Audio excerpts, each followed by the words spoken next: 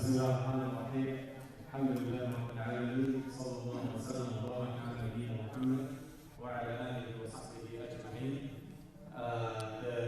First, thanks for coming here tonight. We're really happy to have this fruitful session, inshallah. The reason why we are gathered today, alhamdulillah, is to show, adab, the etiquette and the manner, how we disagree over things. So we might have different opinions, this is normal. And the reason why we are gathered, we want to show you that, yes, you might believe in one opinion, and someone else has a different opinion, but still we respect each other. We can, start from the point of making the khilaf among us something fruitful and beneficial, and khilaf ilm, scientific way of disagreement. So this is the main reason of our gathering tonight, inshallah. We have two shuyukh, respected shuyukh. Both of them are representing one solid opinion from his perspective. So each one of them will, share with you his opinion, inshallah. Will share with you their stance, their evidence, inshallah. You will listen to each one of the debater, inshallah. And then, it's nice. You might, because sometimes we adopt one opinion and we feel very, very solid and very aggressive when we hear the other opinion. So this is the main reason of us. Today you might hear Sheikh Mustafa Umar opinion evidence, you might be convinced. And then you hear Sheikh Tarik Ata, you might be convinced as well. So the thing, and then it's up to you, whatever your opinion you feel more comfortable with according to the Quran and Sunnah, inshallah, with the piety and taqwa, fearing Allah subhanahu wa ta'ala. I don't want to take more time off our view. The others are so excited to debate. So just to describe how it's going to happen, inshallah, we will give at the beginning each sheikh, inshallah, to first define what is permissible meat to be eaten from here, what is halal, Zabiha to be eaten from his perspective, and to share with you his stance, his position, either it's halal or haram, and then he will support his evidence. So each sheikh will take at the beginning 25 minutes, inshallah, to cover all of this, and then Sheikh Mustafa will secondly will also do the same, define what is halal Zabiha, and show his position and share his evidence. After that, we will give each mashayikh 10 minutes to refute or to answer the other opinion, inshallah, and evidence, inshallah, hopefully fruitful. And the reason behind this is deen, this is taqwa. Each one of us believe in something that he, will answer Allah subhanahu wa ta'ala for his opinion according to the taqwa and iman. It's not something that I desire to know, that any opinion is built according to evidence from Quran and Sunnah. So I think we will start with So I want to start off with a little bit of satirical flattery. So in my humble survey of the Muslim community and scholars and whatnot, I've noticed what I consider a theory. And that is, scholars of this ummah rarely ever, if ever, have a beautiful voice in recitation. Personally, the big scholars that I have seen and heard, their recitation is not very, very nice. And I've heard Sheikh Mustafa recite once, and he has one of the least interesting voices in recitation. So, alhamdulillah, based on this theory, he's on a good path, inshallah, bidnillahi ta'ala. And this concept and this discussion of Zabiha, my voice isn't that good either, so alhamdulillah, in mine. But I think mine is a little bit better than Sheikh Mustafa. So again, according to this theory, I assume that my interlocutor, I've always wanted to say that watching our brothers in the UK and their debates, right, that he is at a higher standard than myself and a higher level of knowledge. That's not humor, I actually mean that. Now, Zabiha and the discussion, look, we're here to have a little bit of fun, to be a little bit educated. And our goal today is really not to convince you. Right? I did not structure this discussion of mine with the intent to convince anybody of my opinion. But rather, in our conversation a few days ago, we decided let's make this a platform where we can show the community how to have good conversations and disagree with one another while still maintaining that love and respect for one another. But according to ISPU, when they surveyed the American Muslim community to see what they believe is the most important issue of the Ummah, 17%, I believe, if I'm not mistaken, 17% of American Muslims believe that Zabiha is the most important issue of this Ummah. And I thought this is pretty spot on because 17% of the Ummah is pretty close to the percentage of an Ummah from a certain part of the region, particularly the South Asian community. So it seems like it's pretty on par over there, right? Okay, now with that, we can go, by the way, that was a joke, right? Just to make sure that people don't take me seriously here. This is satirical humor. So with that, you can go ahead and start that. Bismillah, alhamdulillah, wa salatu wa salam ala rasulillah wa ala alihi wa sahbihi wa man wala. My position is as follows. The meat of the people of the book is permissible to be consumed by merit of them being people of the book, even if their slaughter standards do not mirror exactly that of our own. In other words, Allah subhanahu wa ta'ala has prescribed upon believers a method of slaughter in order for it to be permissible. So Allah subhanahu wa ta'ala has prescribed for believers certain conditions and obligations in order for our meat to be halal. Those same standards and conditions and obligations do not necessarily need to be met by the people of the book in order for their meat to be permissible for us to consume. And I do believe that there are two essential points of this conversation, and that is the point of the tasmiyah and the point of the method of slaughter. And as I go through my discussion, scholars are all over the place on this issue, between all of the madhahib. And when I have heard talks about this where they say this is the Hanafi opinion on this issue, or this is the Maliki opinion, or this is Hanbali, when you really dive in, they're all over the place within the same madhab. So it's very hard to determine that this madhab has this particular position, right? And therefore, as I go through my discussion, I'm going to try and look at the evidences themselves. I will reference certain scholars or certain books just to make sure that what I am presenting is not new. It's not unbased. There are other scholars who have said this, but I want to focus on the adillah, the evidences, and try to dissect them in order to reach, inshallah, a better conclusion.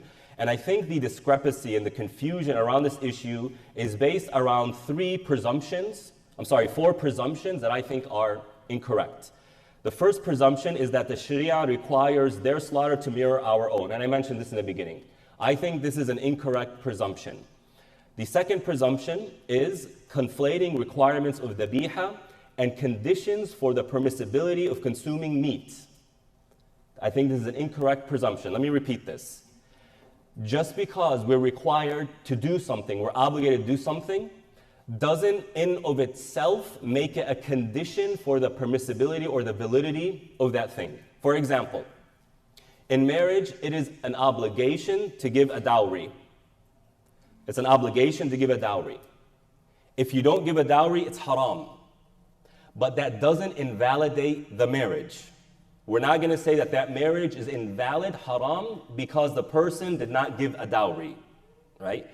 That's the second presumption. The third presumption, the rulings of this issue are the same whether you that the rulings of this issue are the same whether you are the one who slaughters, you witness someone slaughtering, or you receive the meat without ever witnessing it. To reframe this, when you yourself slaughter the meat, there are certain guidelines you must follow. When you see somebody slaughtering, right, there are certain expectations that we have. But when you receive meat without witnessing the slaughter, I say here, as some scholars have said, that the guidelines aren't the same. We don't need to verify. And the fourth presumption is that the initial ruling of consuming meat is impermissible regardless of demographics. I think this is incorrect. I think the initial ruling of meat when it comes from Muslim, Jew, or Christian is that it is permissible until we are certain that it's not permissible. All right? So with that, I dive into the tasmiyah. My argument when it comes to the tasmiyah is that the tasmiyah is obligatory. My position, if I were to slaughter myself, I would say it is an obligation to slaughter it and excuse if I forget. This is the opinion of the Hanafis and the opinions of the Hanbalis, right? If I do it myself. However, if somebody else slaughters, whether Muslim, Christian, or Jew, I don't need to verify that they performed tasmiyah, right? And the evidence for this are as follows. From the Quran. The Quran has 6 different verses or series of verses that discuss slaughter. Each one of these 6 is a different scenario. Scenario number 1. فَكُلُوا مِمَّا ذُكِرَ اسْمُ اللَّهِ عَلَيْهِ إِن كُنتُم بِآيَاتِهِ مُؤْمِنِينَ.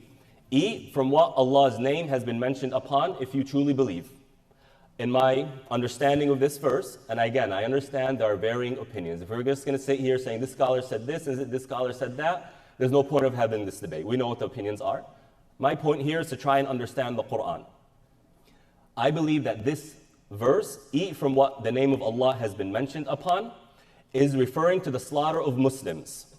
Hence, as a Muslim, I am obligated, if I myself slaughter or witness another Muslim slaughtering, the name of Allah must be mentioned.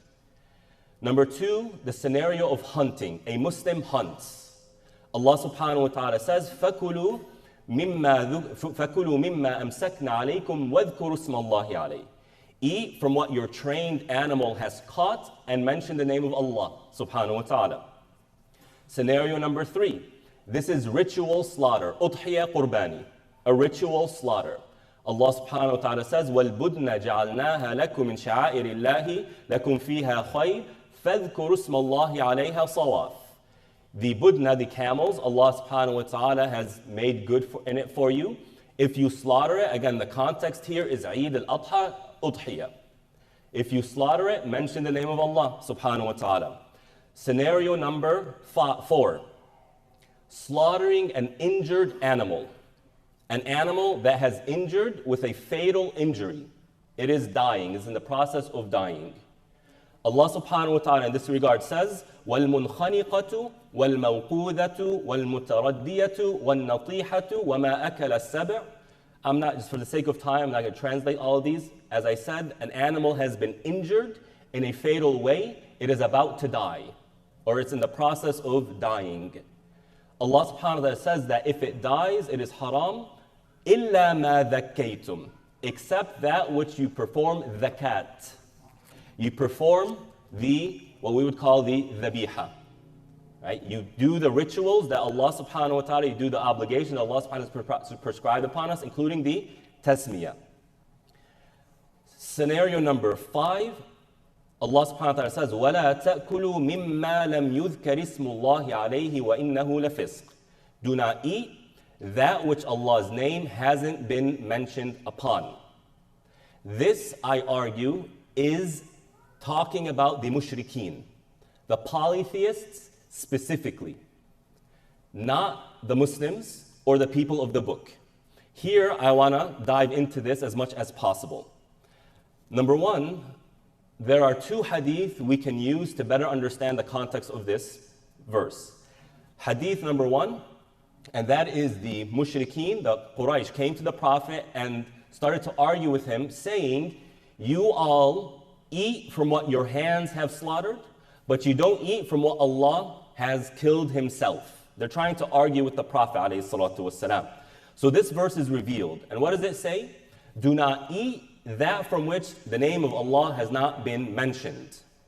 In this context, in light of this context and this hadith, I come to understand this verse as meaning this is your response to their argument. They claim that Allah killed that animal, therefore it's purer than what a human hand has slaughtered.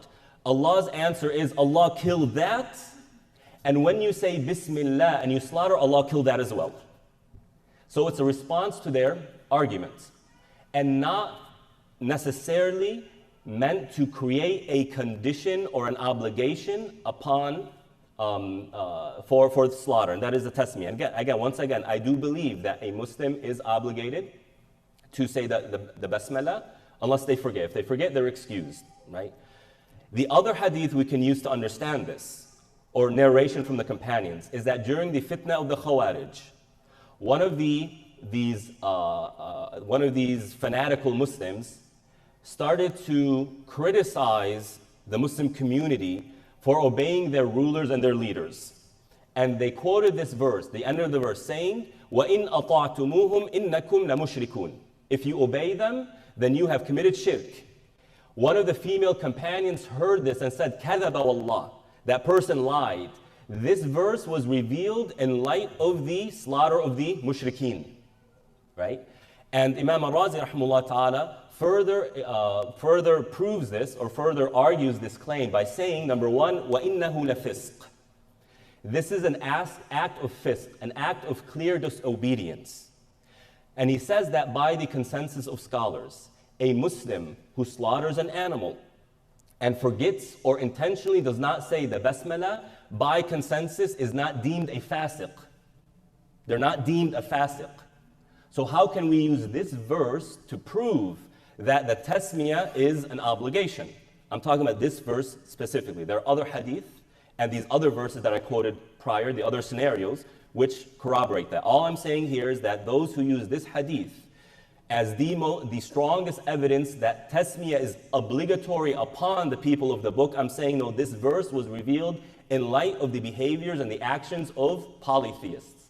So this verse prohibits the slaughter of polytheists. وَإِنَّهُ لَفِسْقٌ, right? And those who follow, let's say, the Shafi'i opinion, who do not say the basmala, Allah concludes the verse by saying, وَإِنْ أَطَعْتُمُوهُمْ إِنَّكُمْ لَمُشْرِكُونَ. If you follow the madhab of Shafi'i, are you a mushrik? Absolutely not. But if you follow the way of the mushrikeen, you have become a mushrik. That's the fifth scenario. The sixth scenario, and this is another crux of the point. Allah subhanahu wa ta'ala says, الْيَوْمَ أُحِلَّ لَكُمُ الطَّيِّبَاتِ وَطَعَامُ الَّذِينَ أُوتُوا الْكِتَابَ حِلٌّ لَكُمْ وَطَعَامُكُمْ حِلٌّ لَهُمْ. Today, that which is pure has been made permissible for you. And the food of the people of the book is permissible for you, and your food is permissible for them. Now, by the vast majority of scholars, as per the statement of Ibn Abbas radiallahu ta'ala anhuma, ta'am here is referring to dhaba'ih, slaughter. And from here I say that this verse is evidence that by merit of being a Jew and a Christian, that is enough to allow their slaughter to be permissible. What's my evidence? Number one, the 5 other scenarios mentioned, that I mentioned earlier, every single one of them said, فَاذْكُرُوا اسْمَ اللَّهِ. Mention the name of Allah. All of them. To show us that regardless of the scenario, the tasmiyah is mandatory. To drive this point a little bit, in Surah Al-Baqarah, when Allah subhanahu wa ta'ala talks about fasting, He mentions that if you are traveling or you are sick and you break your fast, you have to make it up, right? That you can break your fast for the purpose of traveling or you are sick. And then when the later verse comes that establishes what we now know to be Ramadan, Allah mentions it again. And the Mufassirun, what do they say about this? Allah repeated what He said earlier so that you know that the different scenario of fasting before, the ruling of breaking your fast for the purpose of travel or illness remains. So in order to avoid the confusion, because of the differing scenario of early fasting versus Ramadan fasting, right, Allah repeated the ruling so that the believers know that this hasn't been changed or hasn't been abrogated. Here are 6 different scenarios. They are different to the extent that when you hunt, even the method of slaughter is different. An injured animal, the method of slaughter can be different, as I'll get to a little bit later. So, but when Allah subhanahu wa ta'ala mentions the people of the book, there's no mention of the tasmiyah. If it was obligatory, then I would presume that Allah subhanahu wa ta'ala, of course Allah subhanahu wa ta'ala is the all-wise, I'm just kind of analyzing here, Allah would have said, وَطَعَامُ الَّذِينَ أُوتُوا الْكِتَابَ حِلٌّ لَكُمْ إِذَا ذُكِرَ اسْمُ اللَّهِ عَلَيْهِ, or إِذَا ذَكَرُوا اسْمُ اللَّهِ عَلَيْهِ. That their food is permissible for you if under the condition that they mention the name of Allah subhanahu wa ta'ala. Point number 2, all these previous other verses, they have the conditions and the various rulings about the slaughter, right? Allah subhanahu wa ta'ala, when it comes to hunting, you have to have trained your animal. You have to, the animal itself must have caught it, not a different animal. You mentioned the name of Allah. So all these different scenarios are laying out the guidelines and the rulings. But when it comes to here, it's not mentioning anything other than the fact that the one who slaughtered is a Christian or a Jew. Point number 3 in this verse, Allah uses the word ta'am. He doesn't use the word zakat. Zakat means the actual performing of what we call halal. Let's use that word. Taking the knife, slaughtering the animal, making sure some of the veins are ripped, are cut, and saying the Bismillah. Allah subhanahu wa ta'ala doesn't use that word, He uses the word ta'am. And Ibn Abbas defined this as meaning zaba'ih, slaughter. What's the difference between zabiha and zakat? The word, Allah uses words precisely. There's reasons for this, right? Zabiha means the spilling of blood. Hence, when Allah subhanahu wa ta'ala talks about the children of Israel being persecuted under Fir'aun, يُذَبِّحُونَ أَبْنَاءَهُم. They are slaughtering their children, meaning they're causing the blood of their children to be spilt, right? That's different than zakat, which has very specific guidelines. So that's point number 3 in this regard. And therefore, it is not obligatory, right, so that's in terms of the Quran. In terms of hadith, the Prophet ﷺ was asked by a group of companions, إِنَّ قَوْمًا يَأْتُونَنَا بِاللَّحْمِ لَا نَدْرِي أَذَكَرُ اسْمُ اللَّهِ عَلَيْهِ أَمْ لَا فَقَالَ رَسُولُ اللَّهِ صَلَّى اللَّهُ عَلَيْهِ وَسَلَّمْ سَمُّ اللَّهِ عَلَيْهِ وَكُلُوا.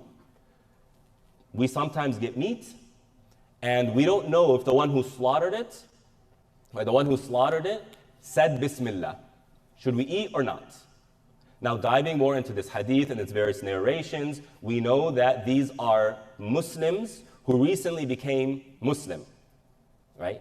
And then some scholars will say we cannot use this hadith as making tasbiyah not obligatory, or that we are not obligated to verify. Rather, the purpose of this hadith, the main point is husn al-dhann bil Muslim, to have a good opinion of the believer. I say that no, that's only part of it. Why? Because by merit of them being new to Islam, they might not know the rituals of Zabiha. So for example, some of the senior companions did not know that what's called riba al-fadl or riba al-sunnah, not the riba of what we know as credit cards and mortgage and all that, a different type of riba. I don't have time to go into this. Some of the senior companions did not know that this was haram. Like Bilal, radiallahu ta'ala, he did not know.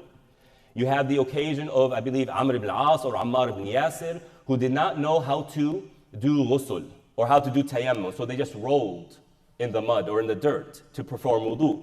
So it is possible that these companions did not know how to perform, and they just performed the slaughter the way they were accustomed to doing it in the ways of shirk.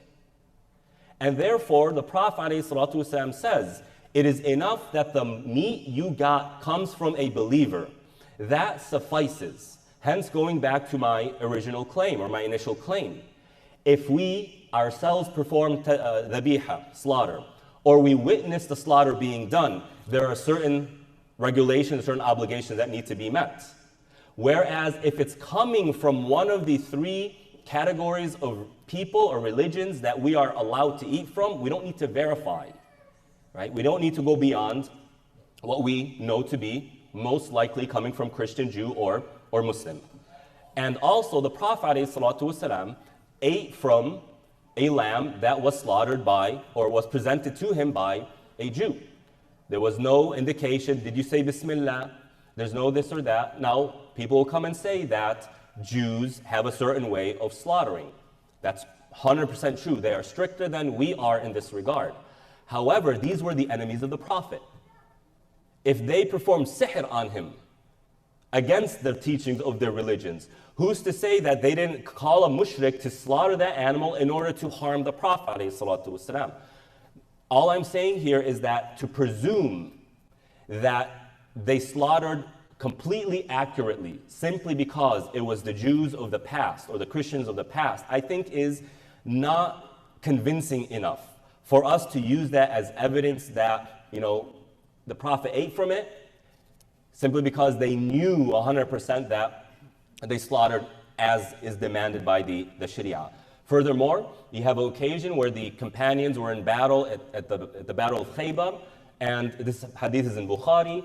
Somebody threw something, and in it was shahim, in it was fat from meat. So a companion went to go and take it and eat it. The Prophet didn't tell him no.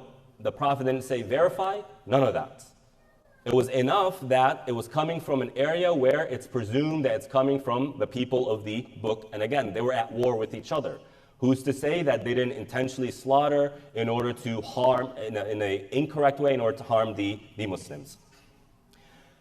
Point number 3, when it comes to my argument for tasmiyah not being mandatory for us to validate in order for what we don't witness the slaughter of to be permissible for us. And that is the difference of opinion regarding the tasmiyah itself in the books of fiqh. Now, again, not enough time to go in all the different, okay, 5 minutes, well, all the different madhahib. But I say the following. In Hidayah, one of the famous Hanafi books, they say that the tasmiyah is mandatory. And somebody who intentionally does not do the tasmiyah, that meat is not allowed. But somebody who forgets to do the tasmiyah, that meat is allowed. You look at the commentary, and the individual defines what is considered to be nisyan, what is considered to be forgetfulness. And they say 2 things. One, to literally forget. Oh, it didn't cross my mind to say Bismillah. That's one.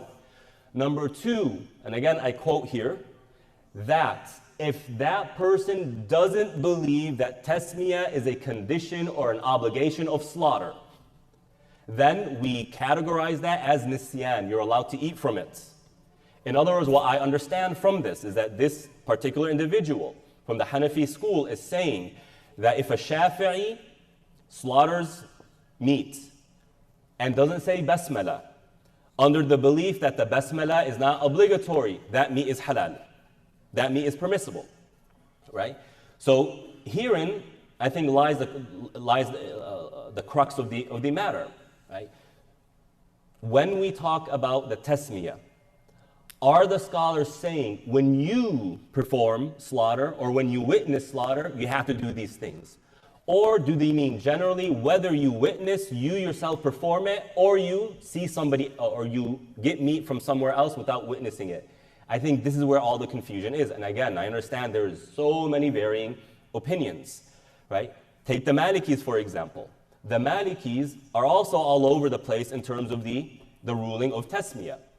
But what I have come to learn, what is the standard or the majority opinion within the Malikis is that tasmiyah is obligatory, and if you intentionally don't say basmala or you forget, either way, it's haram. Yet the Malikis, when it comes to the slaughter of the people of the book, are the loosest, to the extent that you have the great Maliki scholar Ibn Arabi saying, if I were to see a Christian break the neck of a chicken, I would eat it.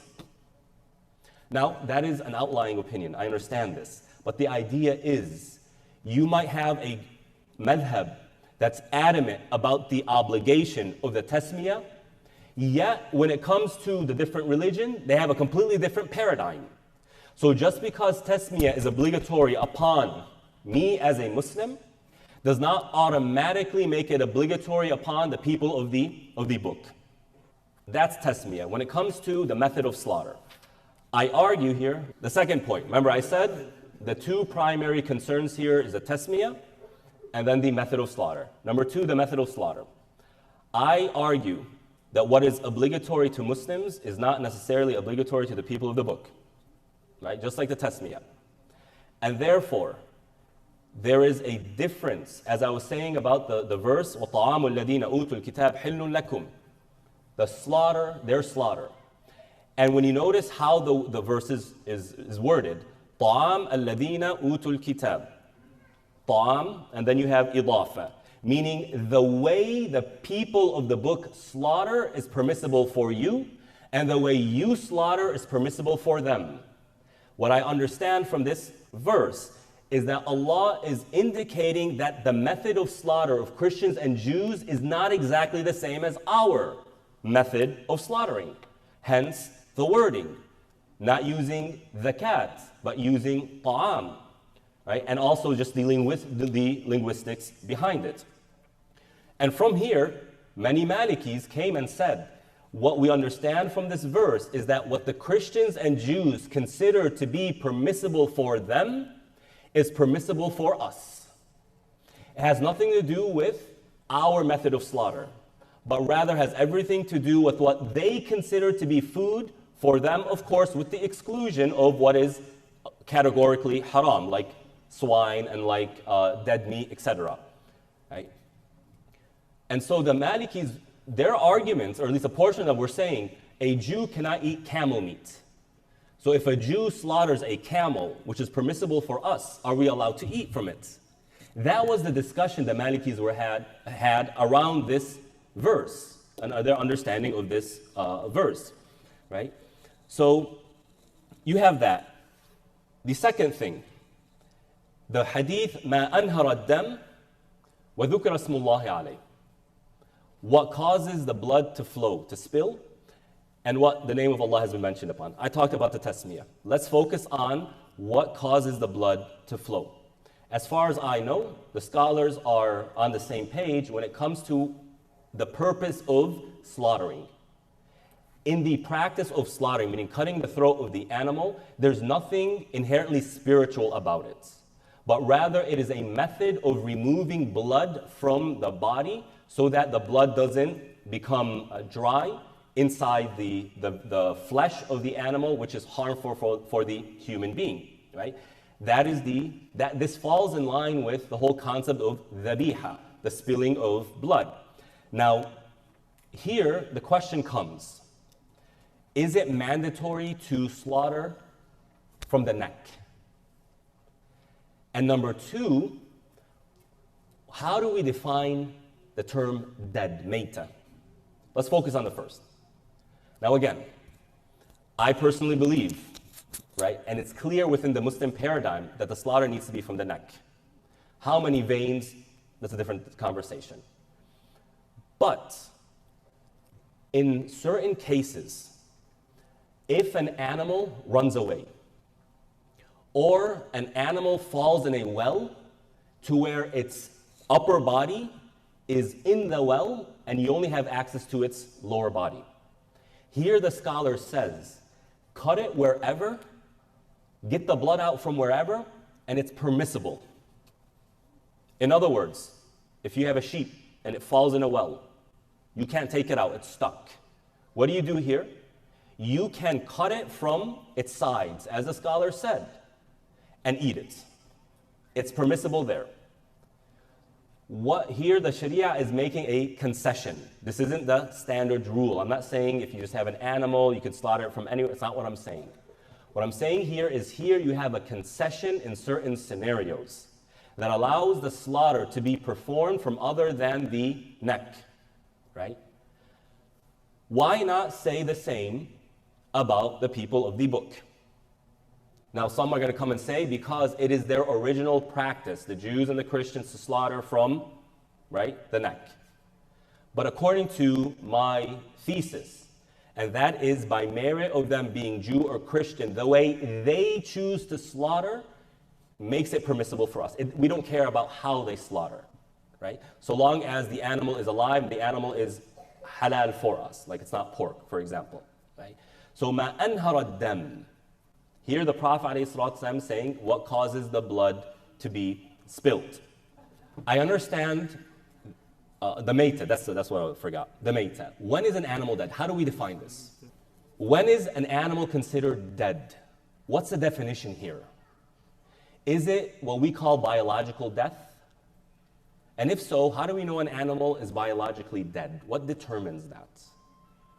Personally, and this is the opinion of Ibn Uthaymeen, rahmatullah, if the animal is incapacitated, immobile, it's not moving, even its heart is dead, but you slaughter it and the blood flows, the animal has been slaughtered while it's still alive. Why? Because the purpose of slaughter is what? To get the blood out. What we don't want to happen is rigor mortis, or whatever it's called, where the blood is dried out. Did I say it wrong? Yeah. Rigor mortis, whatever. I'm not in medicine, right? Where the blood doesn't come out, that is a dead animal, right? That's a dead animal. And according to California law, I quote, the animal shall be handled, prepared for slaughter, and slaughtered in accordance with ritual requirements of the Jewish or any other religious faith. Predominantly in the West, it's Christian, Muslim, or Jew, right? In accordance to the ritual requirements of the Jewish or any other faith, religious faith, that prescribes a method of slaughter whereby the animal suffers loss of consciousness by anemia of the brain caused by the simultaneous and instantaneous severance of the carotid, right? You see where I failed in school. Arteries with a sharp instrument. What I understand from this, the shocking happens, that's by law, right? But by law, its vein must be cut instantaneously. And that is not enough time, and the people in medicine here can tell me if I'm right or wrong, that is not enough time for the blood to dry out, right? Now I understand that there's also the vertical, and maybe Sheikh Mustafa will bring this up, and I'll respond to that bid'nillahi ta'ala. So I'll go ahead and stop here. I actually had some concluding remarks, but you know, I'll be kind with Sheikh Mustafa.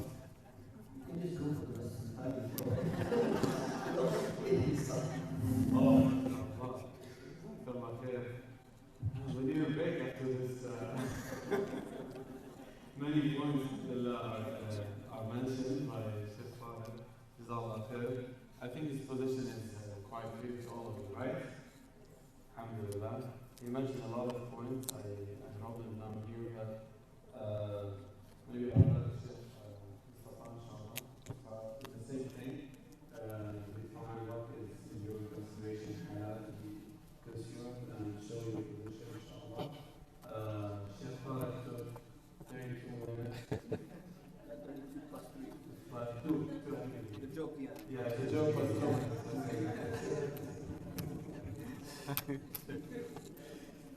Bismillahirrahmanirrahim.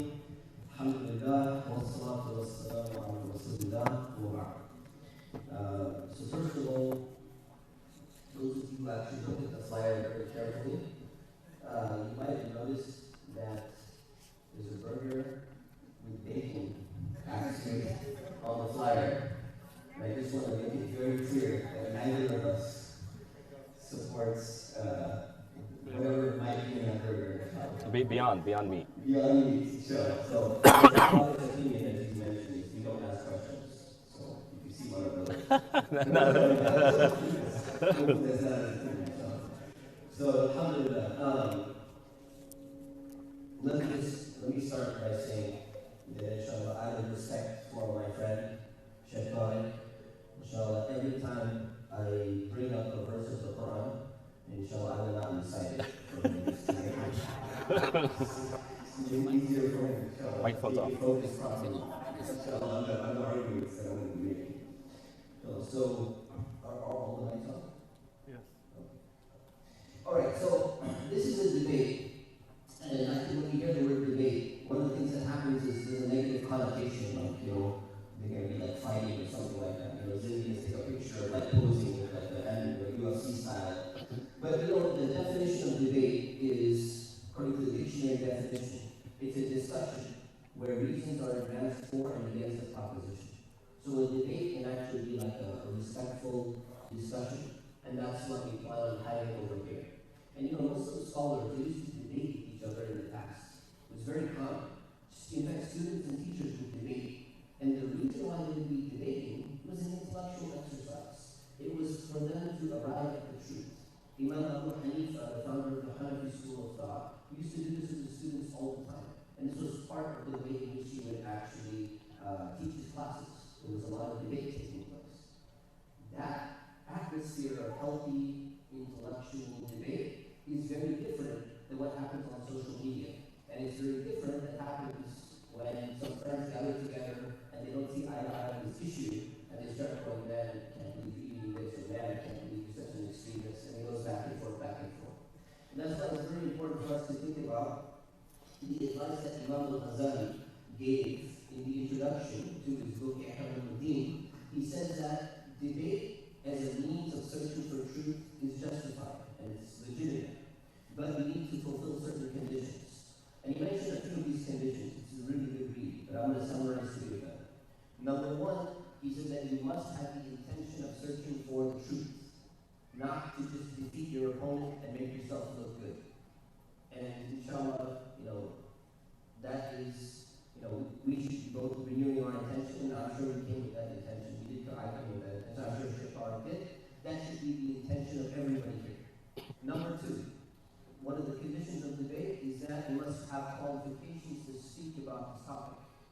Now, a lot of people with low literacy are going to go with their friends and they'll sit around and they start going off. They're like, I can't believe you don't do this, or I can't believe you do this. And they have almost no qualifications or very little research even to talk about these things.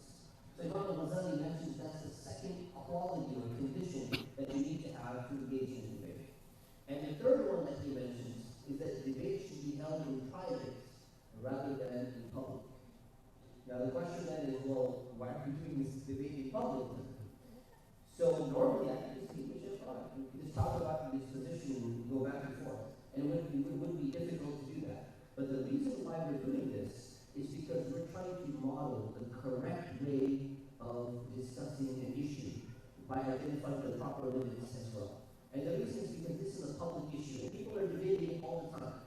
It's happening throughout the world, it's happening in our community, it's happening in every single place around here. So this is really the purpose behind why we're having this program, so I want to make it very clear from the get-go. And I'll do that. And I want to do a quick poll as well. So how many of you only eat beef or chicken, who only eat meat if it has a label of halal or kosher on it? That's a requirement for you. Just want to see a quick show of hands. I'm going to go on the basis of the halal Zabiha. Okay, thank you. How many of you differentiate between chicken and beef and you're willing to eat one but not the other if it's not labeled halal? Anybody? We got we got 4, 5. We got 5 people. Okay. So we had about 100 and we got about 5. And how many of you basically say it doesn't matter if there's a halal label or a kosher label or any label in America, the United States, you just say Bismillah, eat, and you eat. If it tastes good. How many of you are on that position? Oh, that's it. A lot of people are shy, man. They're not. They're afraid. I'm getting to the last one, okay? It's not being shy. And how many of you are unsure and you don't really have a solid position? How many of you?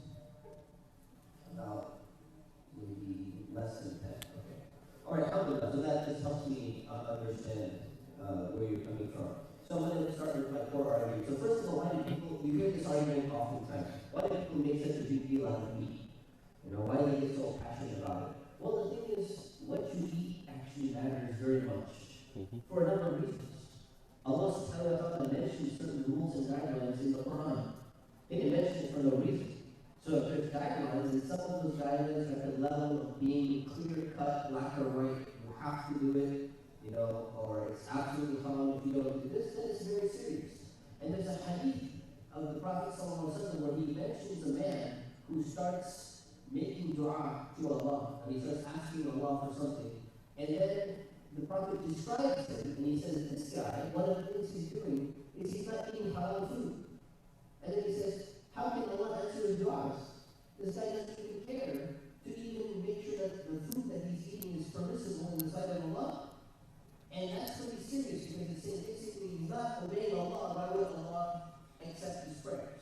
Right? So it's very serious because what you eat and what your attitude is towards the commands of Allah is going to really affect your relationship with Allah. It's going to affect your prayers and your dua and everything like that. So it is a very big issue. So sometimes I hear people say, you know what, why make such a big deal out of it? You can say, why make such a big deal out of something where scholars differ? I can understand that argument. What I can't understand when someone says, why make such a big deal out of food? It's not a big deal, it's just food. No, it's not just food. What you eat is going to really affect your status as a Muslim, and as a person being connected to Allah. So, let me start by giving some definitions. There's the word halal, and there's the word zabiha. The word halal, the way that we use it today, its meaning, halal means permissible. Right? So something is halal, like water is halal, and whatever, other stuff is halal, breathing is halal, etc. Then there's the term zabiha. Zabiha means, for all intents and purposes, a method of slaughter, or basically an animal that has been slaughtered, or meat that has been slaughtered. A process in which you slaughter an animal. So halal is permissible, zabiha means a way of slaughtering. And my proposition that I'm going to be saying today is that animals cannot be halal unless they've gone through the process of zabiha. Which means that the word halal and the word zabiha is the same thing. They're pretty much synonymous for the average Muslim living in the United States of America.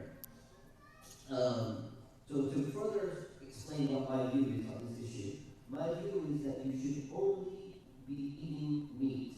A Muslim should only eat meat if it has a label on it that says halal or zabiha. Doesn't matter, usually there's no zabiha label, it's just halal. Or it has a kosher label on it, or if there was a brand new label that was invented that says this meat has been slaughtered by a Christian and it is not made up, it did not die before slaughter, this is Christian certified, meat. Right? I wish there was a label like that. That would make the situation so much easier, but there's not. But my view is that it has to have one of these three labels on it, even in the United States of America.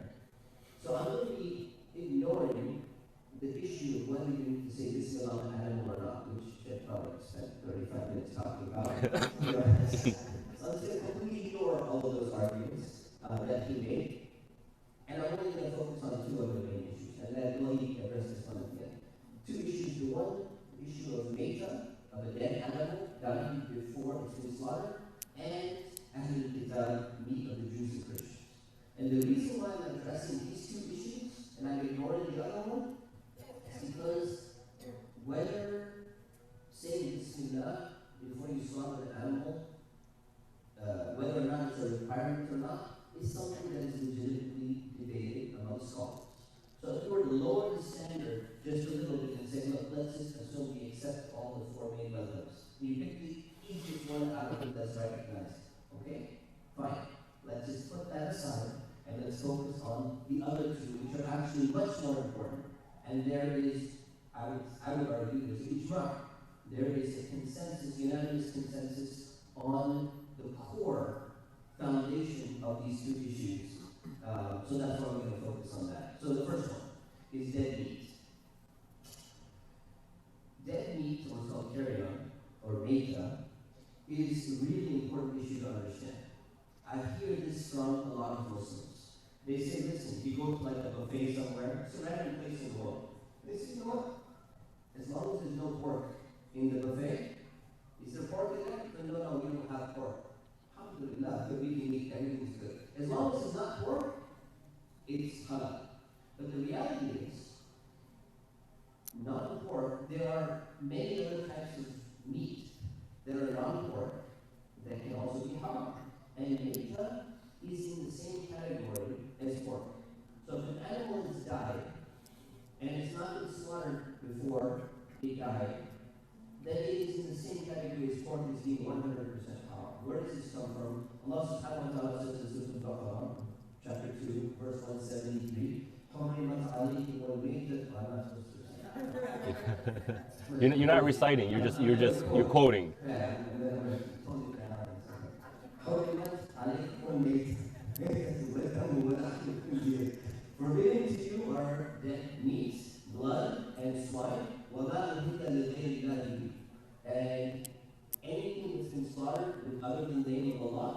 والمنخنقة والموقوذة والمتردية والنبيحة. And an animal that has been killed by strangling, so you go and choke an animal or something like that and it dies, or by beating, or by falling off a cliff or roadkill or something like that, or by being gored to death by another animal or something like that. Because these type of animals are nature, and just totally not illegal. They have been prohibited for you. So this is a very important concept to understand. So that if you're driving, the big bear or whatever it is, and your car hits a deer or a rabbit, and it dies, and then you get out of your car, and you go, oh, you know what, let's just cut it up and cook it and eat it. It is 100% haram. As far as that is not a single scholar that would say this is going to be allowed, it is based on this verse. So why is this relevant? It's relevant because of the issue of how we eat slaughter in Western countries, particularly when it comes to the rules of stunning. So stunning, what happens is when animals are slaughtered today, they're stunned. And the reason why they're stunned, it's not like you scare the animal, right? It's like you stun them with a machine. So the goal of stunning an animal before slaughtering it is to immobilize the animal so it's easier to cut it. You can't move, it's just stuck.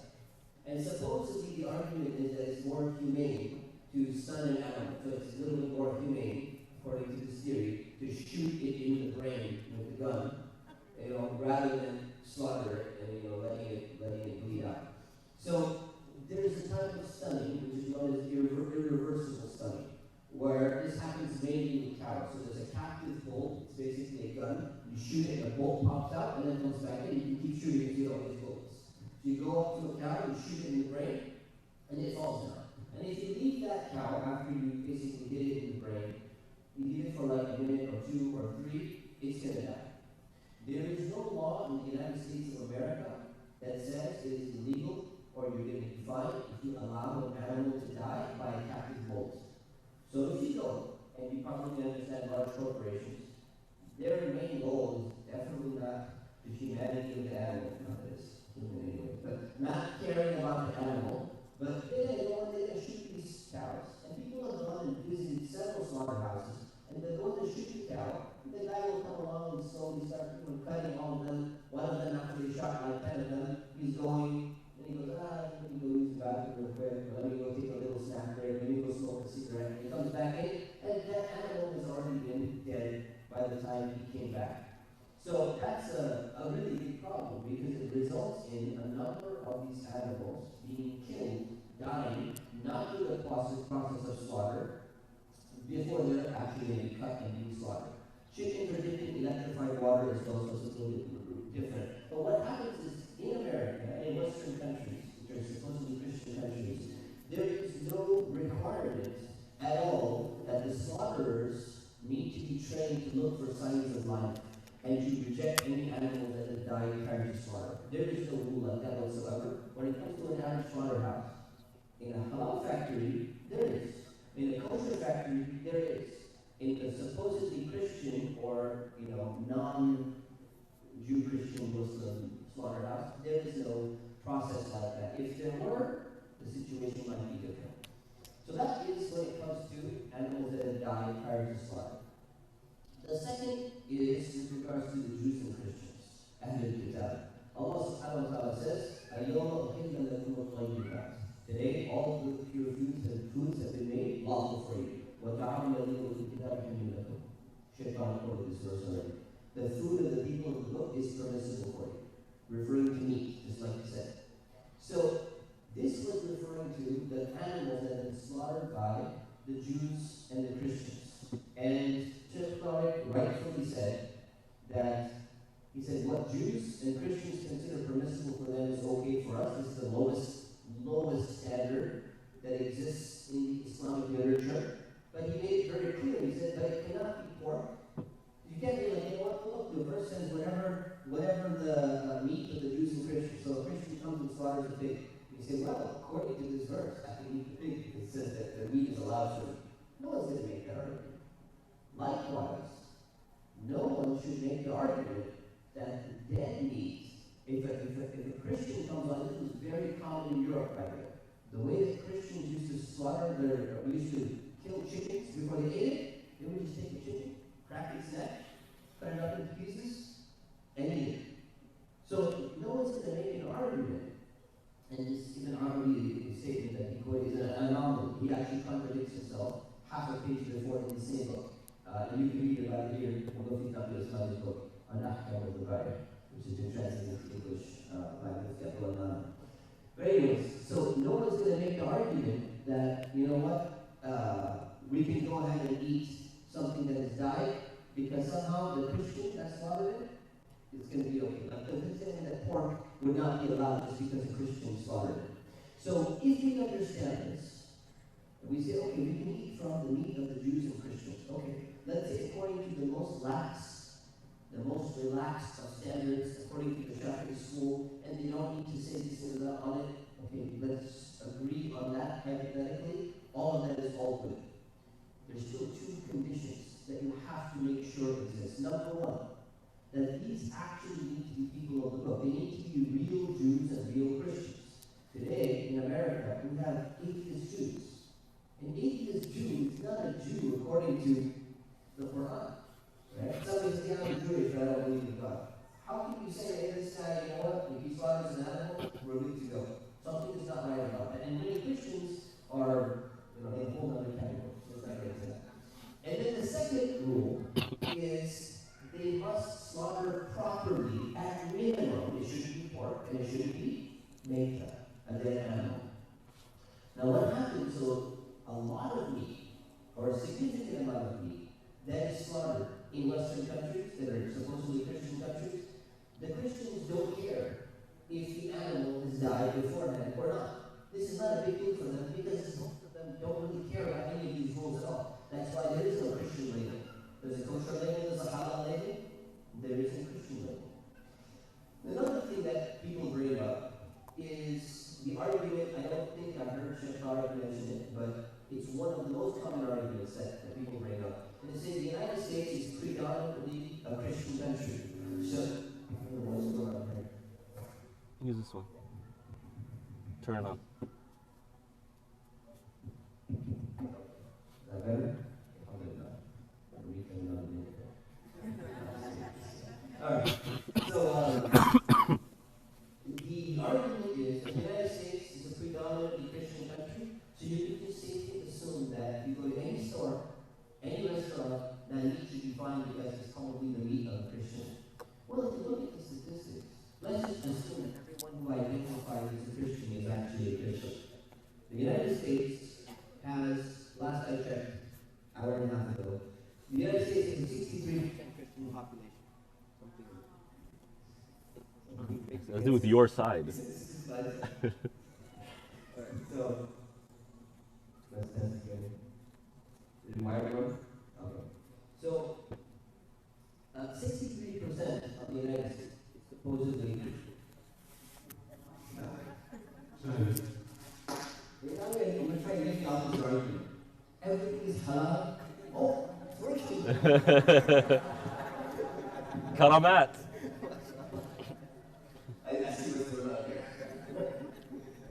Oh, good. Alright, so the United States, 63% is Christian.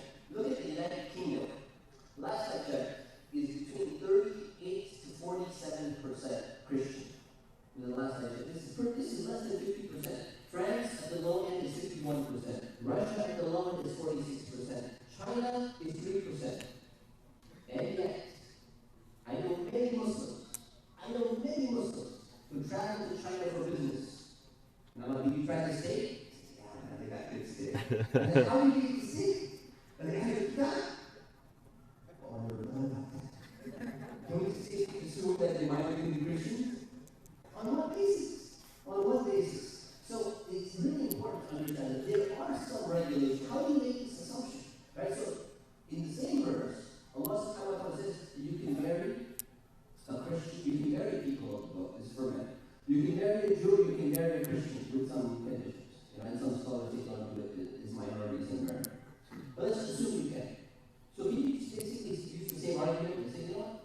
America is a Christian country. Let me just go and grab any lady and be like, listen, don't tell me what your religion is. Okay? I don't want to hear it. I'm not going to ask. Going to the masjid, Sheikh is going to hook us up, and we're not going to ask anything about any details. Do you do that with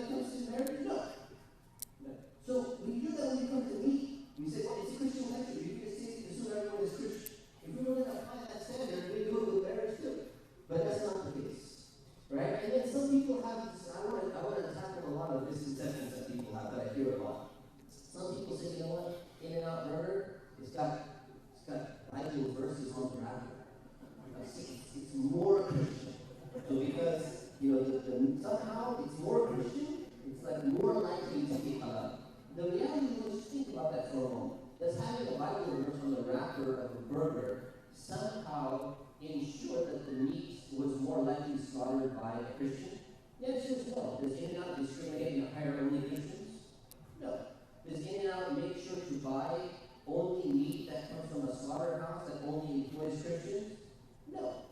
That would actually be illegal. Now, can Jews do that because they have a kosher standard? Absolutely. Can Muslims do that because they have a halal standard? Absolutely. Can Christians do that? No, because they have no Christian standard.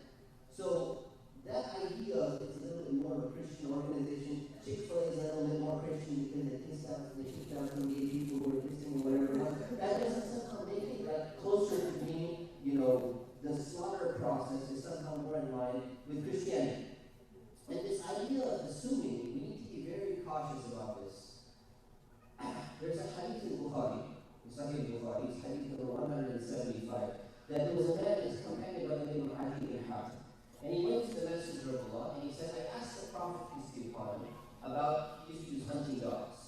So he said, I asked him about hunting dogs, and the Prophet said, if you send your trained hunting dog after an animal and it hunts it, you're allowed to eat it. But if the dog eats from that animal, then you're not allowed to eat it because the dog hunted it for itself, not for you.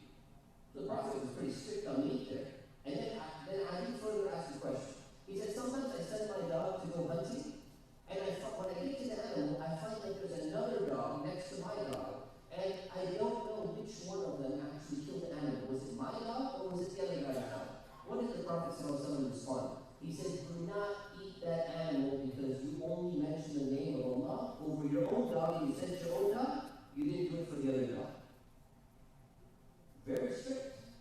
He's saying, no, you cannot assume that, maybe your dog, just say, it's 1 out of 2, 50%. Assume, you're good to go. No, you're not good to go. You cannot make those type of assumptions. So, those assumptions we need to be very careful about when we make arguments like that. And then, some people, they're going to say, well, you Desis, I already did it. I did it jokingly. I know you did it. Some of you Desis have something in your blood that, just mean what. I wish that I was an Arab on the title, who was like the Desi on the title. I wish you could switch it around somehow. But just to make it clear, there are some Arabs, scholars, who are on the manhaj too, who are on the way of the opinion that I mentioned. I'm going to mention one of them, Dr. Hakim al-Hajj. He is a member of a senior scholar, respecting greatly. He's Egyptian. And his argument is America has many non-Christians, and several animals die before slaughter, and therefore you cannot eat any meat in the United States unless it has been labeled to be halal or kosher. Sheikh Dr. Salam Sawi, and Sheikh Yasser Dirjas, both of them actually have the opinion that you cannot eat beef in the United States unless it's been certified halal or kosher, but you can eat chicken. And the reason why they say that is because the stunning process ends up killing a lot of those cows. And Sheikh Salah said that sometimes the rate may be so low in a farm that you would be allowed to eat it, but sometimes the rate may be so high that it gets up to 40% of the cows are being killed. You want me to check my message? Not leaving it up. Okay. I'm going to say, all right, so these are the two arguments that I have. Meta and are they really Ahlul Kitab? How many people here are Ahlul Kitab? And I'm going to tackle a few misconceptions with the remaining time. This idea, I hear this all the time, just say Bismillah and eat. Sheikh Tarik already mentioned the hadith. The hadith in Sahih Bukhari. It talks about Aisha came and said, Messenger of Allah, some people bring us meat. We don't know if the name of Allah is mentioned over it. He said, well, you mentioned the name of Allah over it. And Aisha mentioned that these people were recently become Muslim. I think this hadith is one of the 5 most misquoted and misunderstood hadith in the entire hadith literature by American Muslims. And I'm going to tell you why. Number one, most people who hear this hadith or quote this hadith, they assume that these people are not Muslim, that they were not Muslim, that they are either Jews, Christians, or they're like some other religion. And somehow by saying Bismillah, the meat all of a sudden transforms into becoming halal. So this is what people think. So they think that, somebody comes and says, you know what, this meat is not halal. This meat was made up. It died before it got slaughtered. We're not allowed to eat it. And they go, oh man, that meat is hard. But check this out. And now all of a sudden, the attitude transformed and became halal. People actually believe that. They really think that that's what this hadith is saying. Nobody is saying that this is what the hadith is saying. Okay? The hadith is talking about this Sheikh mentioned.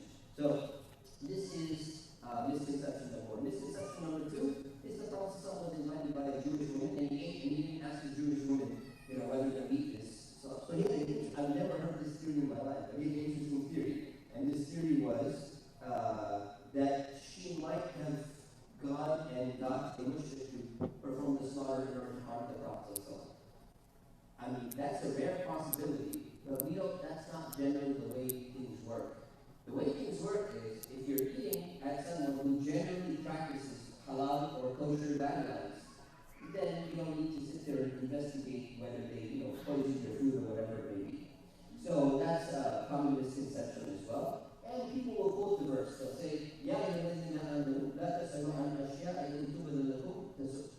don't ask about things that if they're revealed to you, they would harm you. They quote this verse, and they say, if something is presented to you, and it's like a Buddhist guy, and the guy just came from the Buddhist shop, right? And he just came from the Buddhist slaughterhouse. He presented meat, and you say, you know what? He probably, maybe this is from a Hindu store or a Buddhist store, and they're definitely not people of the book. But you know what? You should not ask any questions.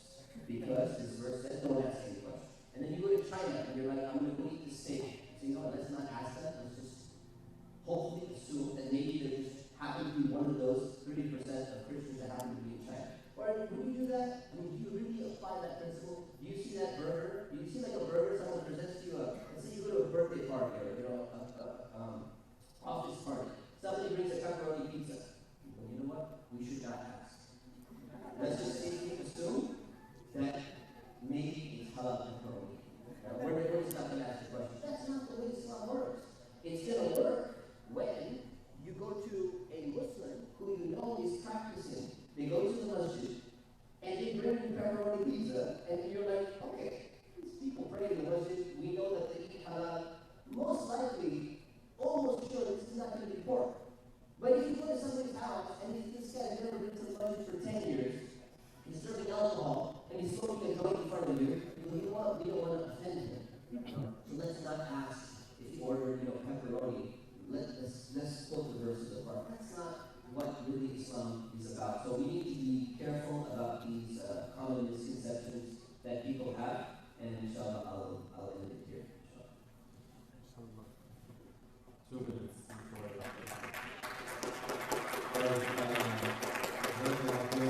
now, inshallah, what I can do is, we don't want to cause any effect for one or the other debate. One of the things that I would like to ask Mashayikh, that they will have each one 10 minutes to answer the other evidence. But I think if we can, tighten the circle, probably maybe a few things will be clear, inshallah. From there we can. So in regard the basmala, I think we can. Sheikh Mustafa is not considering that now this is a place of discussion. So maybe if you want to answer, we don't need to go to basmala. Saying bismillah. No, we can take on a side if you want to go through this. But one thing that I want to clarify that we have the maita, maybe maita, if it can talk about the maita, as well as Ahl Kitab. Ahl Kitab, that's what you mentioned. Now you mentioned clearly he was a Christian. So probably Sheikh Tarik. Sir? Okay. So we will have 10 minutes, and then after that we'll have a chance to each one ask another. When's our hard stop? When do we need to stop? When do you stop here? We were supposed to stop at 7:30. But we started at 7:30. So let's take 10 minutes, inshallah. 10 minutes, 10 minutes? Yeah, to okay. answer the other So a few things that my teacher, Sheikh Mustafa, mentioned, such as if that Jewish lady who presented the Prophet ﷺ with pork, maybe she could have gotten a mushrik. My point here wasn't to create a theory. My point here is, had verification been necessary, right? That it is part of the Shari'i practice, the requirement of a believer, that we verify every single piece of meat that we get, right? Then why didn't the Prophet ﷺ ever indicate that when he ate from other Muslims, such as those who recently became Muslim and may not have learned the methods of slaughter, or when he ate from the people of the book? My point here wasn't to create some sort of conspiracy theory. All I'm saying is we cannot assume that just because Jewish people of Medina were maybe more practicing, then that's why the Prophet ﷺ didn't ask, because clearly that lady poisoned that meat, right? In regards to the hunting of animals, right? The hunting of animals has specific guidelines that are mentioned in the Quran. فَكُلُوا مُعَلِّمِينَ. You have taught them. What does that mean? That when you tell them to go, they go. When you tell them to come back, they come back. They listen to you. They don't eat unless you tell them to. And it says, فَكُلُوا مِمَّا أَمْسَكْنَا عَلَيْكُمْ. Eat what it has caught for you, right? So there are the specific guidelines. All my argument is, in regards to that, is why aren't the same guidelines given when it comes to the people of the book, when Allah subhanahu wa ta'ala mentions that? All the other verses are presenting the regulations, the obligations, the guidelines of how it needs to be slaughtered. When it comes to the people of the book, all it says is their food is permissible for you, right? When it comes to the analogy that was given about marriage, you can't just assume that because America is, let's just say for the sake of argument, predominantly people of the book, that you can just take some random girl and marry her. As I mentioned, my argument was, if you witness somebody slaughtering in a way that does not fulfill the regulations and the obligations, then we don't eat from it. This is what Zuhri, rahimahullah ta'ala, mentions when it comes to at least the tasmiyah. If you witness a Christian slaughtering by the name of Isa, don't eat it. But if you get the food, then you say Bismillah and that's it. You don't verify, although the possibility is there. I mean, that's what he's saying. There's always a possibility that people of the book do not slaughter in accordance to what we believe is obligatory, right? So just to make it clear, when it's a one-on-one thing, we have to verify. But when it comes to something like marriage, that's a one-on-one thing. Meat, you're talking about all this meat that's coming from all different kinds of slaughterhouses, etc. To what extent do we need to verify? That's all I'm saying, right? That's my question. What are the evidences, right? We can get the rational, we can look at demographics. I want the Shari'i, Quran, Sunnah, the statements of the scholars. To what extent do we need to go to verify, right? Now, the issue of what percentage of America, let me be clear here, I forgot to mention this in my first talk. I'm talking specifically America.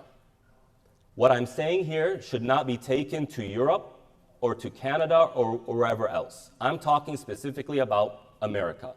And what I know in my brief looking of where slaughterhouses are in America, they tend to be in rural America, not in urban America.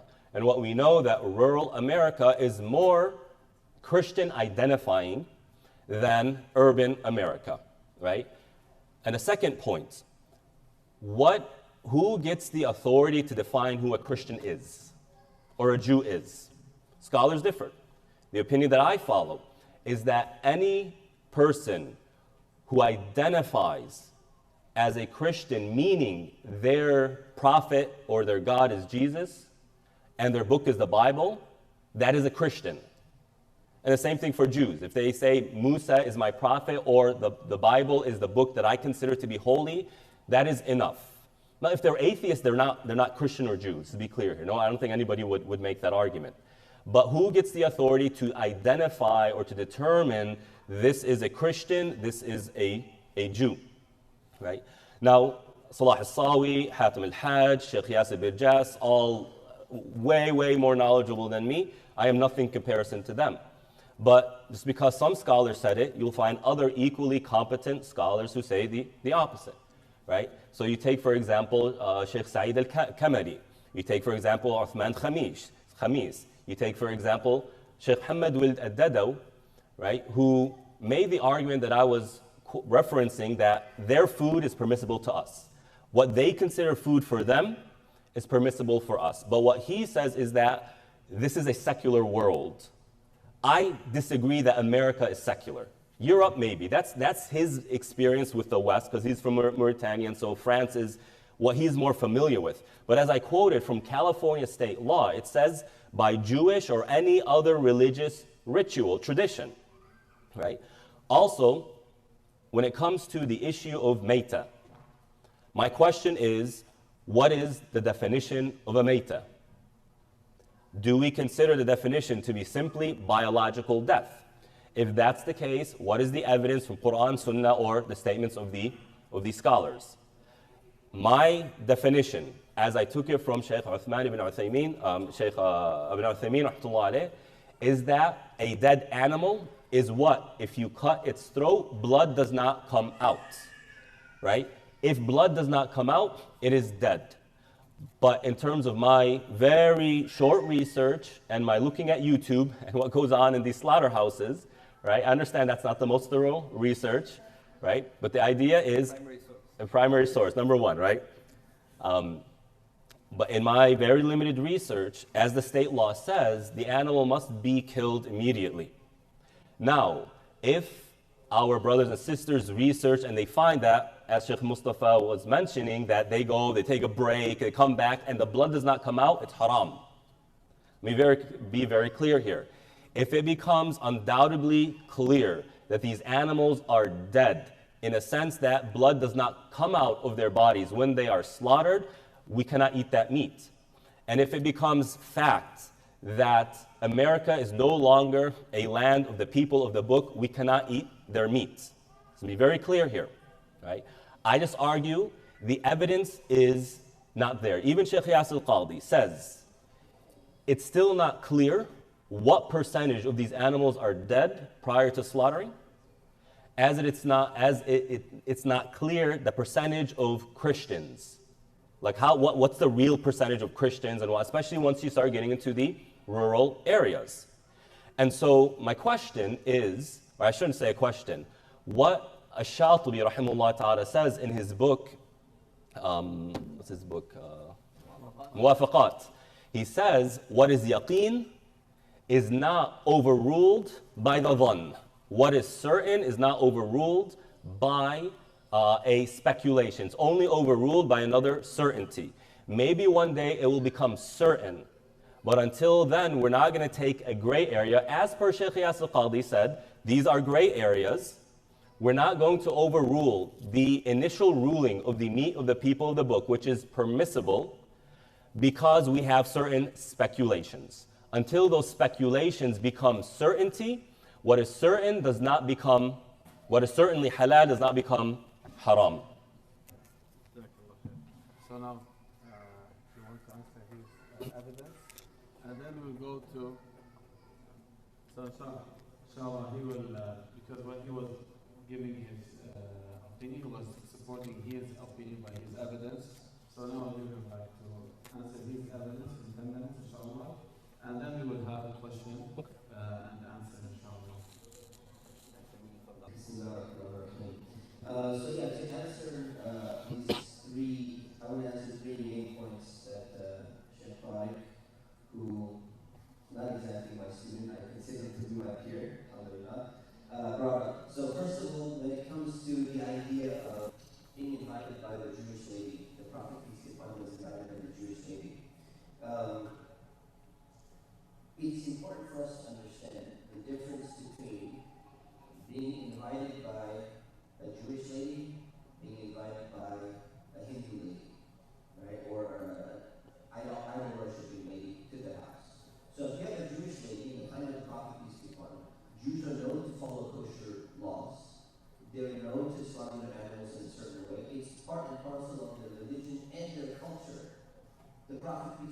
safely assume that she's most likely going to be following the standards, and so is her entire family that's there, and so is like her entire area in which she lives. They all follow the same rules, so it's very clear cut that the most likely probability is that she served meat that Jews deem permissible, like kosher meat.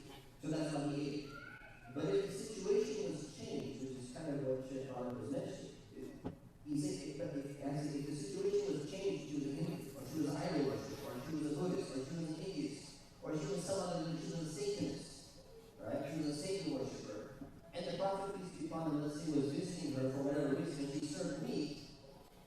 I'm pretty sure, Allah knows best, I'm pretty sure he would have asked and be like, how was the meat slaughtered? And he wouldn't have eaten it. If it's because it's not assumed that those people are slaughtering correctly. So it's very important for us to understand the difference between probabilities and possibilities. And that's kind of the example that I mentioned before about a burger, right? And visiting the guy who's smoking the joint versus visiting the guy who you see at the commercial all the time, who's always ordering halal food. There's a difference in the way we deal with these two types of people. The Prophet, peace be upon him, was dealing with the Jewish lady as a regular, standard, practicing Jewish lady from a Jewish community who eats kosher. Second point is the Sheikh Uthaymeen's argument about biological death. So this is something new. I've never come across this. The idea that doesn't matter how long the animal's been dead for. So as long as blood comes out. I find this to be a strange opinion. I'm going to look into it, inshallah. But it seems to be a very strange opinion because if you go back to the verse in the Quran, it basically says, an animal that has been gored to death, right? And even the blood came out and it died without being slaughtered. Cardiac biological death. You can't be like, well, let me just cut it again. If a little bit of blood comes out, you just assume that it wasn't dead. Right? So this is some strange opinion. Or an animal falls off a cliff and it sits there and it's been dying and it died. And you check it, and the doctor checking his pulse and everything, it's been dead for like 5 minutes. And then you go, you know what, let's just slaughter it anyways. If a little bit of blood comes out, we got a few drops in there, we're good to go. Or we can stick the vacuum suction tube in there, we got some blood coming out, we're good. So maybe this is the opinion of Sheikh Ibn Uthaymeen, maybe this is exactly what he was saying, but this seems to be an opinion that really seems to be outside of the Shaz category, which are generally not going to be regarded. I don't know if any other scholars have come across that. So this is one that I would dismiss and put it as an anomaly in the same category as Ibn Arabi's anomaly that he had in the other category. The last one is I'm not supposed to ask questions back to Sheikh Ahmed, but I'll frame this, try to follow the rules of the debate here. I'm going to try and frame this as a point, is that if you want to make an argument by saying that as long as the majority of something is one way, like the majority of the country is Christian, we can just automatically assume that the meat is also going to be Christian across the board. Wherever you find it, you don't need to investigate. And if we're going to assume that the level of beta of dead animals before they die, before they got slaughtered, is so minuscule, it's like almost zero, and you need to prove it, my question would be, it's a rhetorical question, my point would be, you need to define a clear percentage. When does the country change? When does the rule change? If you're going to say that, you know what, America is 51% Christian, so therefore you can go anywhere and just eat. So what happens if it drops to 49%? Can we stop eating then? Or is it 33%? Or is it 20%? Or is it 1%? Or is it 99%? What's the percentage? And the same thing when it comes to dead animals. What percentage of dead animals need to be defined? You say, this many animals are dying in a slaughterhouse. You say, we can excuse that. What's the percentage? Is it 1%? Is it 5%? Is it 10%? So I'm very well aware that this is a principle that is used in Islamic law on some other issues when it comes to water, when it comes to how much of your body you've washed properly, and you wipe your entire limb, and you covered your entire part of your aura and all of that stuff. But when it comes to things like this, when it comes to food, it's not exactly the same rules, right? So we don't apply that principle when it comes to other things. Like, for example, if you have a pizza,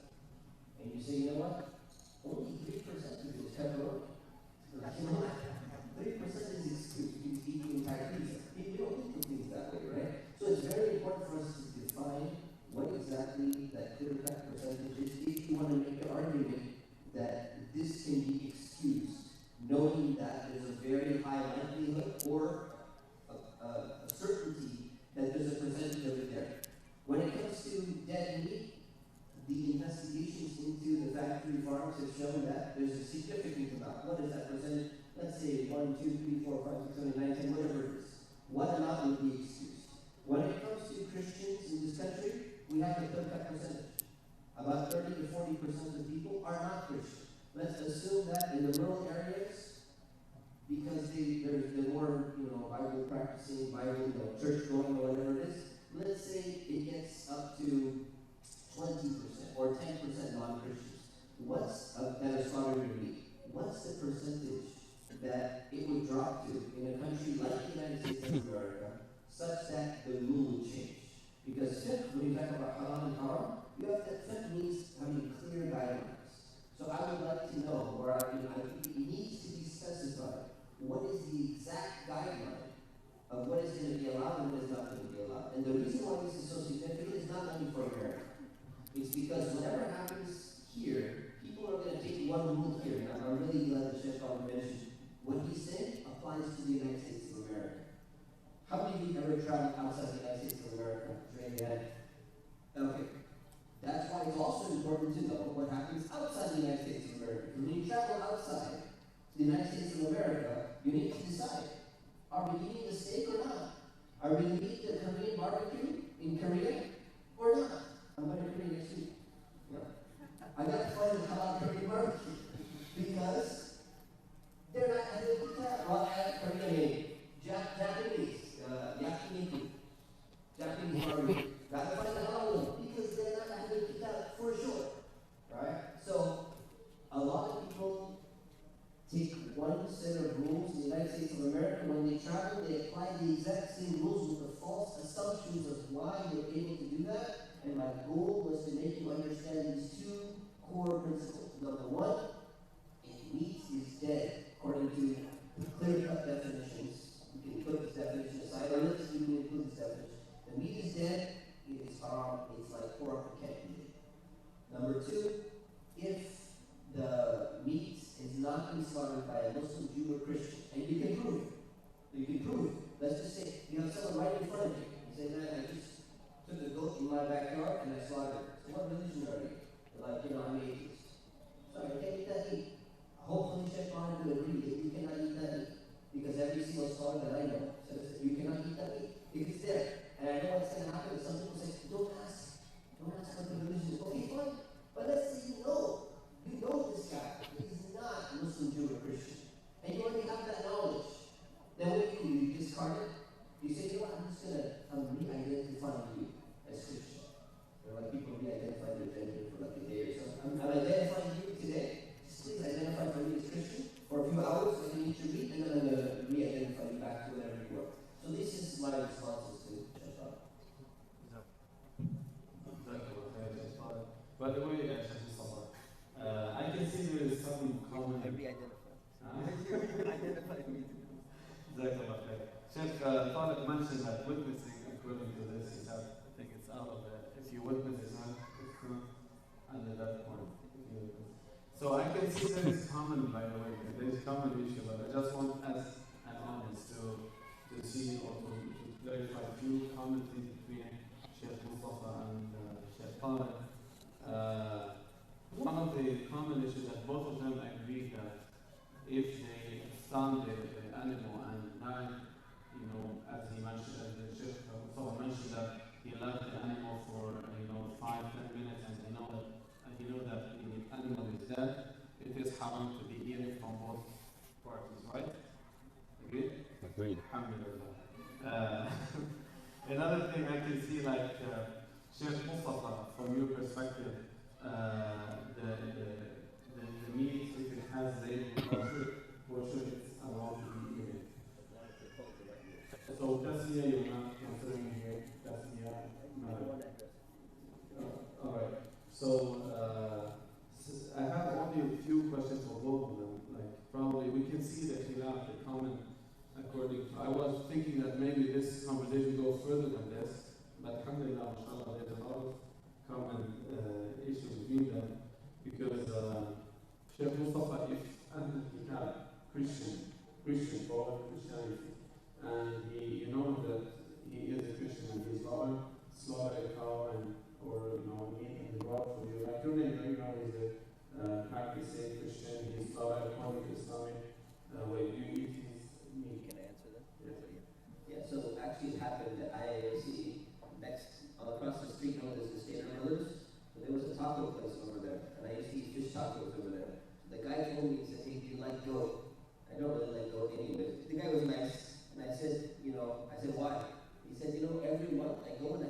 a goat, and I make goat tacos for people who are my regular customers. So he goes, if you want some, I'll bring some for you. I said, do you go to church? I said, every Sunday. I'm Catholic. I said, mashallah. I said, do me a favor. Can you mention the name of Dios? Spanish speaking. Can you mention the name of Dios? When you slaughter the animal, don't mention Jesus. Just mention Dios when you slaughter the animal. Can you do that? He said, yes. So he did it. He brought it. I ate the goat tacos and this. Alhamdulillah. So we can see there is a common issue, by the way. Alhamdulillah, there's a lot of common issues between both of them. Sheikh Tarik also mentioned that if it's son, the animal son, and it's dead before slaughtering, then it is haram. Maybe now you can see subhanAllah how the conversation is shaped. Probably now I might ask for both of you, probably if you have to. Or maybe to clarify this also before. What if the animal is son and it didn't die? The animal is still alive and it is slaughtered. It's okay? Okay. So, alhamdulillah, mashallah, we can see that there is a lot of common issues. If you have a question. So now we'll have maybe 2 questions for each, probably. Or it's too much. Maybe it's good. Should we just do conclusion? Conclusion? All right. As we open it up for the audience. Okay, alhamdulillah. Maybe we can have a conclusion by each one of the Sheikh. That's fine. Yeah. Concluding remarks? If you want to answer any point, we can give you like. Yeah, I'll say anything. Okay. I really wanted to ask questions. You want That's to okay. There's not enough time. It's okay. Another time. No, we can have. Go ahead. We can maybe 1 minute or 2 minute question, and then you can answer by 5 minutes. We'll have like 2 questions, one for yourself, and one from Sheikh Mustafa. Okay, so just to clarify, when Sheikh Mustafa was saying, if something is gorged and you slit its throat and a little bit of blood comes out, that's not what I was saying. I was saying you cut its throat and the blood flows out, right? The blood flows out. Ma anhara dam. What causes the blood to flow from nahara, which means to flow, right? So just to make that clear. So my first question is, if we 100% verified that 1% of the meat in slaughterhouses in America was dead, or 1% of the meat was slaughtered by, we 100% verified, by non-Christian or Jew, is that 1% enough to make the 99%, the rest of the 99% haram? Right? That's my first question.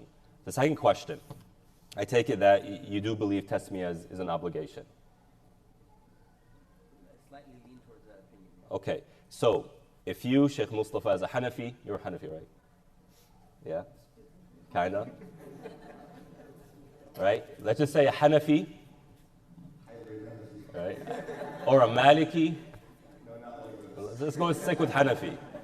If a Hanafi enters a predominantly Shafi'i town, and that Hanafi scholar knows 100% that these Shafi'is do not say Bismillah. They don't say Bismillah by belief that it's not an obligation. Is that Hanafi allowed to eat from those Shafi'is? Let's just make it a little bit more interesting. The Shafi'i who's slaughtering is a Shafi'i scholar, a pious Shafi'i scholar, and clearly doesn't say Bismillah. It's known. Is it haram for that Hanafi to eat from that Muslim Shafi'i scholar's righteous meat? The first question was if I'm Hanafi, so that's already one. And the second question was, am I Maliki? So you're already done with it. If 1% is dead, We 100% verify 1% of the meat that's being slaughtered is dead, and 99% passes all the check boxes are alhamdulillah there. There's 2 separate scenarios. There's 2 scenarios. The first scenario is how that meat is being combined together. So if you know for sure that 1%, let's say you took 1 piece from each of those 100 animals, and you know that one of those pieces is on your plate because you took 1 piece from each of those 100 animals, then the answer is no, you cannot eat from that meat. If the situation is a different scenario, this is well known in the books. If it's a different scenario, you're saying, what's the likelihood that I might have gotten one of the 99 animals versus one of that one animal that was slaughter, yes, this 1% can be forgiven and over. Okay, so That's the first question. Second question. Oh, the Shafi and Hanafi, yeah. I'm not even sure what it is. No, go on, I didn't discussion with myself. So I think what you're trying to say, basically, I think what your question is if somebody follows a stricter opinion and they encounter somebody who follows a more lenient opinion, can they go ahead and eat the meat of somebody else who follows a more lenient opinion? If it's a valid opinion within Islamic thought, like one of the four schools, I'm assuming that's what your question is. Unless I ask you technically, it would make a difference whether the Imam of the Shafi school forgot, then it would be perfectly allowed for Hanafi. no, intentional.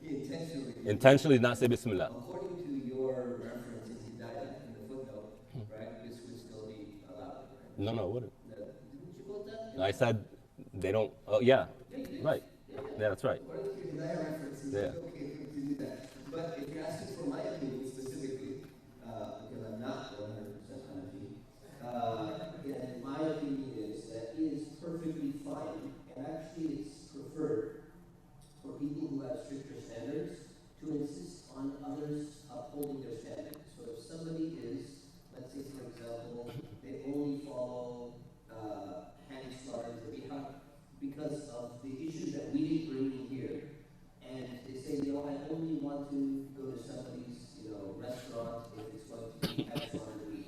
Or if you know that someone didn't say Bismillah, you say, I follow the jumhur, the majority of scholars say, saying Bismillah on the animal is a requirement, and you didn't do it, I don't feel comfortable, and I don't want to eat the meat that's being served to me. I think they're within their rights to do that, right? As long as this is not dividing the community, it's not causing a fitna. I know some people are going to be very offended by it, but I don't think they should be offended by it. This is a very different scenario of something that's going to divide the community. So no, I think they're within their rights to say no, they don't want to eat to that extent. Maybe you can ask him. Okay. So my question, I get two, right? Yeah. Make them good. No, I get some other questions too, right? So first of all, Is that one of your two? Is that one of the two?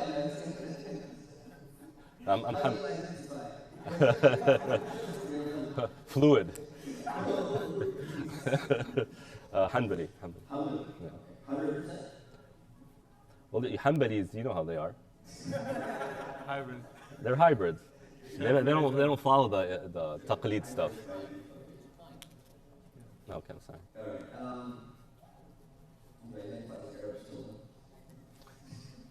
All right, this is my question. So, would you agree that half of the world is non-Christian, non-Jew, non-Muslim? That means that half of the meat of halal animals like cows and chickens and goats and sheep in the entire world, if you just look at it from this perspective, is actually not halal for Muslims to eat. Would you agree with that sentiment? At a global level? Yeah.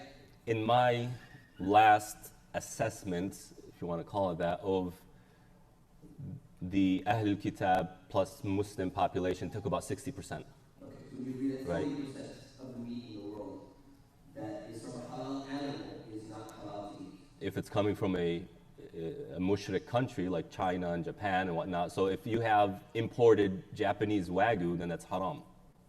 You cannot eat it.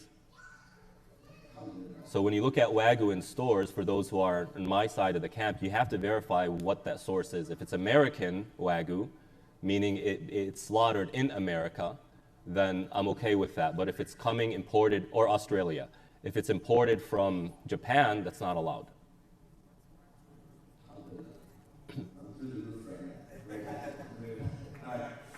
Second question is, would you agree that if meat is by ijma, according to all scholars, if there's some meat in front of you that is not halal to eat, would you agree that saying Bismillah over the meat doesn't turn it into becoming halal? 100%. I hope that wasn't understood from my discussion on that hadith. I just think Right. so powerful it's coming from you.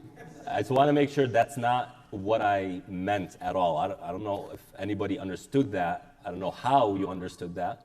But the only argument I make here is the potential that a Muslim or a Christian or a Jew does not slaughter 100% correct, does not make it obligatory upon us to have to verify all the meat. That's all I'm saying. If you witness it, it's not being slaughtered properly. You see it, it's not allowed to be eaten. If you see a Christian kill an animal and then cut its throat where no blood comes out, that's not allowed, right? But if you're not witnessing it, that's the crux of that's the entirety of my discussion, right? Where, okay, to what extent do we need to validate? What exactly needs to be considered? How much of our standards need to be mirrored by their slaughter practices, etc.? That's my discussion.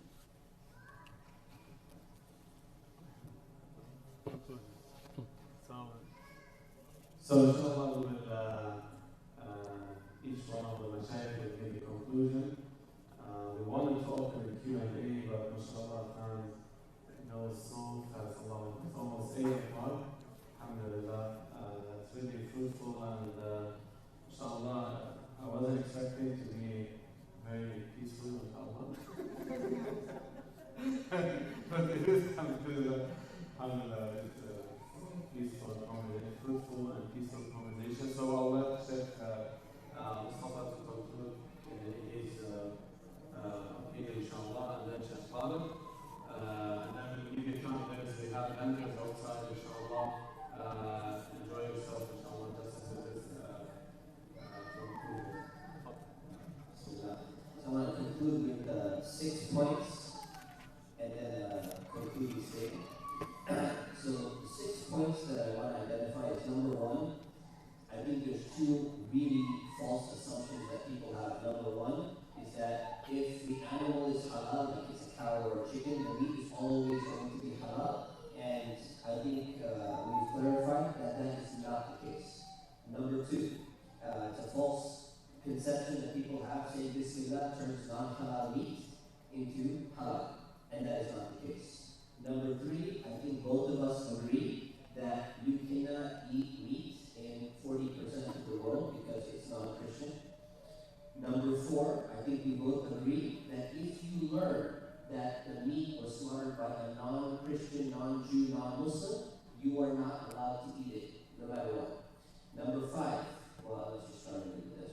Number 5, I think we agree that if the animal died before slaughter, you cannot eat that animal. And number 6, the core difference between our positions is that you can safely assume that meat is by default halal in a majority Christian country like the United States, unless it's clearly specified, whereas my position is that you cannot safely assume that for the reasons that I've mentioned. Imam al-Shafi'i said, when he was debating people, whenever he debates people, he would say, I believe my opinion is right, but it has the possibility of being wrong. And I believe my opponent's opinion is wrong, but it has the possibility of being right. So that's my stance, and I don't want people to just leave confused. What are you supposed to follow yourself? I'll tell you what you shouldn't follow. You shouldn't follow the easiest opinion because you just want to eat a lot of different types of food. And you shouldn't follow the hardest opinion because you're afraid that you might get on the wrong side, so you just pick the strictest opinion that you could possibly think of. Neither of these approaches to selecting what is right and wrong is the right approach. It's not the approach of scholars, should not be the approach of lay people. But instead, you should follow with whatever you're convinced by, or what you think is a stronger argument of what Allah and His Messenger really intended and what it wanted us to do in this circumstance. That's all.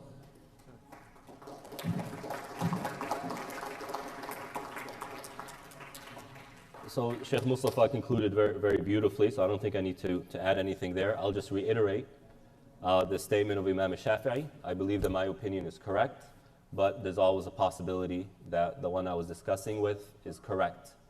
And although I believe that his position is incorrect, it's possible that it is correct.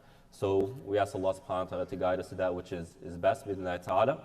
The most important thing is that we are united in terms of our cause, in terms of our brotherhood and sisterhood, and in terms of the even, and I'm not downplaying the importance of food. Food is incredibly important, right? But there are even more important issues, such as our brothers and sisters in Gaza, in Palestine, in India, in East Turkmenistan, that we're better off using our energies to alleviate their sufferings, their difficulties. Again, not to downplay the importance of this issue, but not to be preoccupied and discuss and debate and start ripping each other apart as they do in social media over something like this. So inshallah, you all have enjoyed your night with us, and I hope that there's some benefit to you all. Again, my point here wasn't to convince anybody, but rather to just show that we can discuss and disagree while still maintaining that brotherhood and sisterhood. Jazakumullah khair.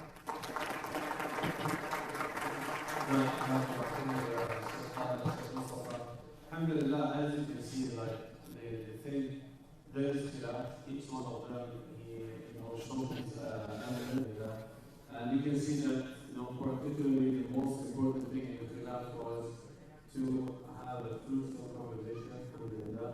We will only give 10 minutes for questions. Only 10 minutes. So we have only one question from the brother, and also like 5 minutes to answer, and another question from the sister. The meaning of the hadith is different.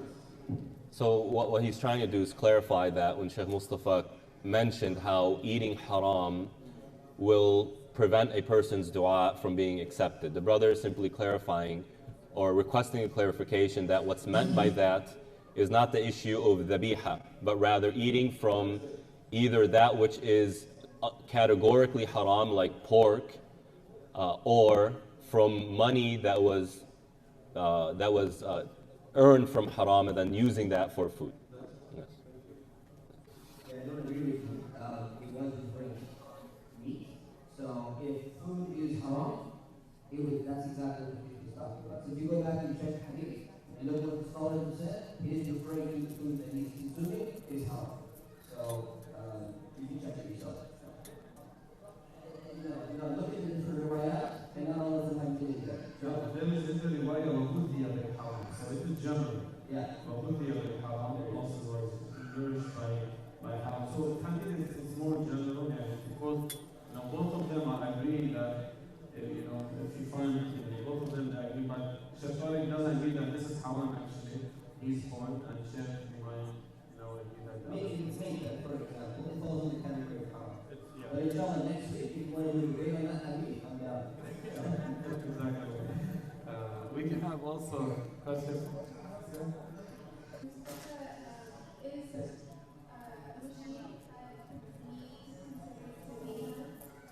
Again, sorry. Is machine cut? Machine cut. She asked Sheikh Mustafa. No, she asked Sheikh Mustafa. So machine cut meat, if it's cut with a machine and it didn't die and it got the proper method of slaughter, then yeah, it's going to still be legal. Because the meat is slaughtered. So it doesn't matter whether it's being by a machine or not. The problem with the machine is the process that can cause animals to die or cause the muscle not to be said or some other problems that come along the way. So it's not always yes or always no. It's a potential yes. So much for I think maybe we can end the session here. Do you have any questions? There are two more on the guy's side. Okay, we can have it.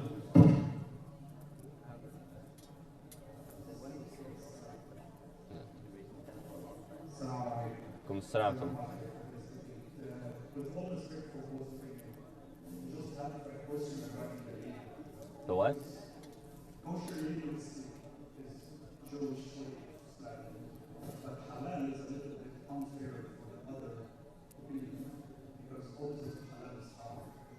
So I prefer, it's not my decision, to be Zabiha. So this is to clarify, it's Zabiha is the way of Islam, opinion is still Islam. But when we have a label halal, this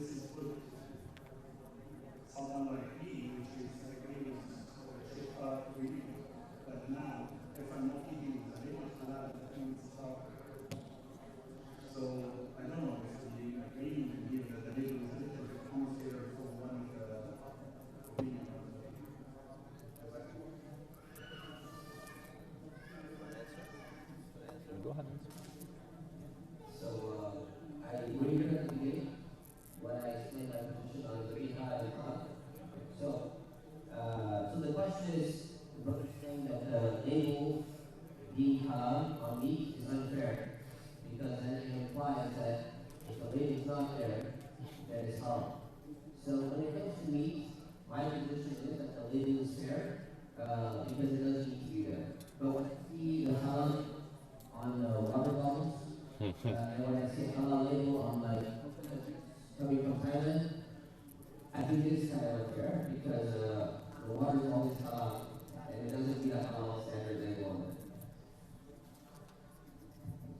So I would agree with you in fairness of those who do view that the meat that doesn't have the halal stamp as halal. I understand where you're coming from, and I would support the change from halal to Zabiha. I think in the end it's just words.